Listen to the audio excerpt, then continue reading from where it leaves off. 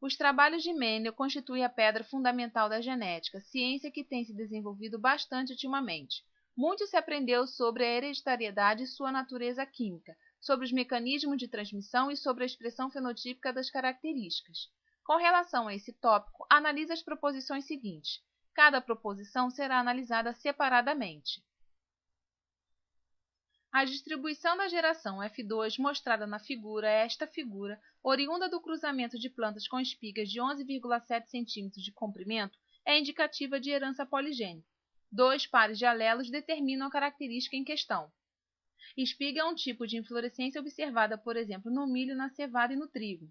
Poligenia é um caso de interação gênica onde os pares de genes não alelos somam ou acumulam seus efeitos. A relação não é de dominância entre os alelos, o que permite uma maior variação fenotípica. Porém, esta variação de forma suave, ou seja, contínua. Então, nessa alternativa, temos o cruzamento de plantas de espiga 11,7 cm com plantas de 11,7 cm. A descendência desse cruzamento está nesse gráfico, onde observamos que a maior frequência são indivíduos de 11,7 cm e menores frequência entre indivíduos de menor altura e maior altura. Percebemos, então, que a variação de uma altura para outra é de aproximadamente 2,5 cm. Então, temos uma variação contínua, ou seja, suave. Como eu tenho vários fenótipos, indica a interação gênica de poligenia, assim como a variação de forma contínua. Para saber quantos pares de alelos estão em questão, seguimos o seguinte raciocínio. O número de fenótipos será igual ao número de genes mais 1. Se eu tenho 1, 2, 3, 4, 5 fenótipos, eu terei 5 é igual a n, que é o número de genes, mais 1. 5 menos 1 é igual a n. N, então, é igual a 4 genes. Se eu tenho 4 genes, significa que eu tenho 2 pares de alelos, 2 pares de genes. Alternativa correta, verdadeira.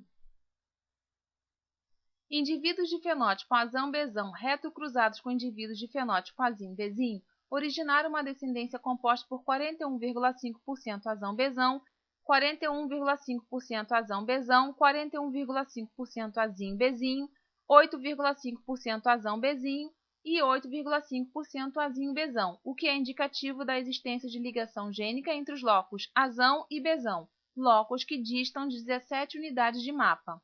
Para descobrir se os genes para as duas características estão no mesmo cromossomo, é necessário ter a informação dos tipos de gametas que o heterozigoto produz e em que proporções. Então, nós temos o heterozigoto azão, azinho, bezão, bezinho, 2 pares de genes não ligados, o que dará os gametas azão, bezão, bezinho, azinho, bezinho, na proporção de 25%. Se tivermos os genes ligados no mesmo cromossomo, como aqui o azão ligado no cromossomo junto com o bezão, teremos os seguintes gametas, azão-bezão e azinho-bezinho na proporção de 50%, o que indica a ligação gênica. Na ligação gênica, podemos ter duas posições desses genes, a posição cis e a posição trans. A posição cis, o azão-bezão num cromossomo e o azinho-bezinho no outro cromossomo. Lembrando que esse traço aqui não é indicativo de divisão, e sim de posicionamento de cromossomo. Também temos uma outra forma de expressão, azão-bezão com 2 traços, azinho-bezinho. Esse traço, mostrado aqui, é representação didática de um cromossomo. Na posição cis, teremos 40% de duplo homozigoto dominante e 40% de duplo homozigoto recessivo, enquanto que os gametas recombinantes serão 10% cada um. Gametas recombinantes são o azão-bezinho e o azinho-bezão. Na posição trans, isso seria o contrário. 10% de azão-bezão, 10% de azinho-bezinho e 40% cada um de recombinante. Então, nesse caso aqui, nós temos uma ligação gênica na posição cis. Os genes recombinantes são resultados do crossing over, da permuta gênica, da troca de genes entre os cromossomos. Então, teremos o retrocruzamento entre indivíduos de híbrido com duplo homozigoto recessivo, onde os cromossomos desse dihíbrido sofreram a permuta gênica. Temos aqui a demonstração didática, 2 pares de cromossomos, onde os genes estão ligados, ocorre então a permuta gênica. Esse gene bezão vai para o lugar do gene bezinho, o gene bezinho vai para o lugar do gene bezão. Ficamos com esse tipo de esquema, que nos dará os seguintes gametas, azão-bezão, azão-bezinho, azinho-bezão, azinho-bezinho, onde esses dois são os nossos genes de recombinação. são os produtos do crossing over. No cruzamento, então, com um duplo recessivo homozigoto, teremos os seguintes genótipos: Azão, Azinho, Bzão, Bzinho, Azão, Azinho, Bzinho, Bzinho, Azinho, Azinho, Bzão, Bzinho, Azinho, Azinho, Bzinho, Bzinho, onde esses dois, marcados aqui de verde, são os nossos recombinantes. A frequência de permutação é igual à soma das frequências das classes recombinantes. Então, temos 8,5% de Azinho Bzão mais 8,5% de Azão Bzinho, que são os nossos recombinantes. A soma dos recombinantes dá 17% ou 17 unidades de recombinantes. A unidade de medida de distância entre genes no cromossomo é a unidade de recombinação, UR. Então, se a distância entre os dois genes é de 17 UR, unidade de recombinante, significa que a taxa de recombinantes entre eles é 17%. 17 unidades recombinantes aqui está colocada na alternativa como 17 unidades de mapa. Alternativa correta, alternativa verdadeira. Apenas aves com penas verdes foram obtidas na F1 produzida a partir do cruzamento de machos de penas verdes com fêmeas de penas brancas.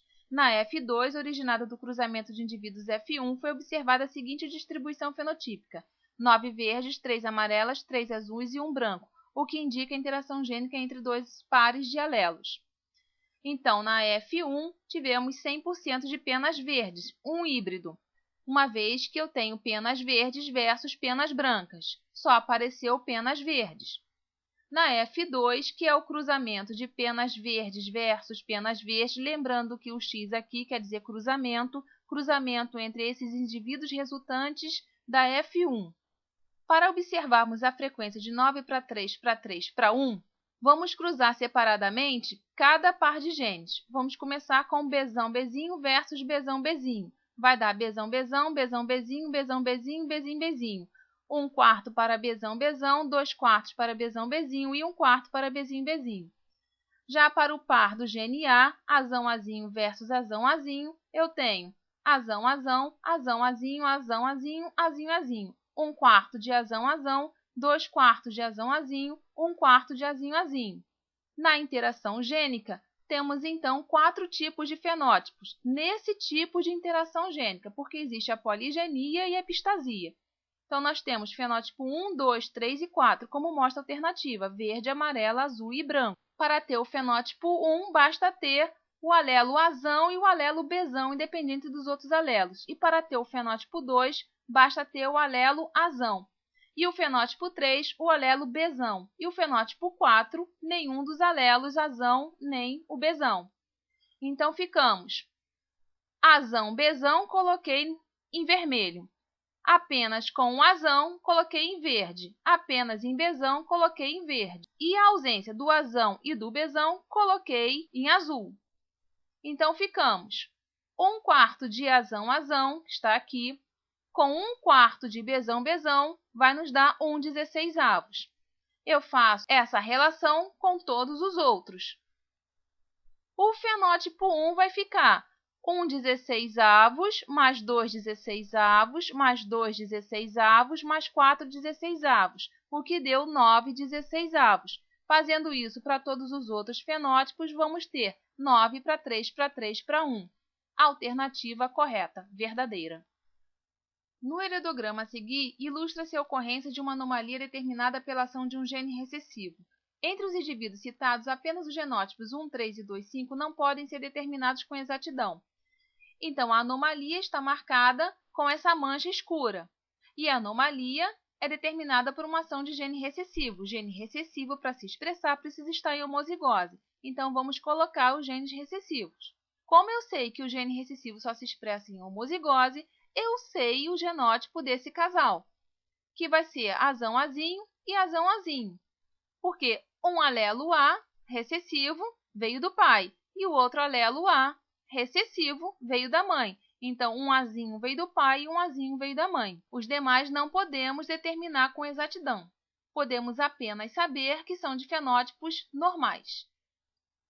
Então, não é apenas o 1, 3 e o 2, 5 que não podem ser determinados com exatidão, como também o 2, 2, o 2, 4, o 2, 5, o 3, 1, o 3, 2 e o 4, 1. Alternativa falsa. Uma pessoa que apresenta um corpúsculo de Barr, atrofia testicular e esterilidade, geralmente grande estatura e cariótipo 47XXY, tem síndrome de Klinefelter.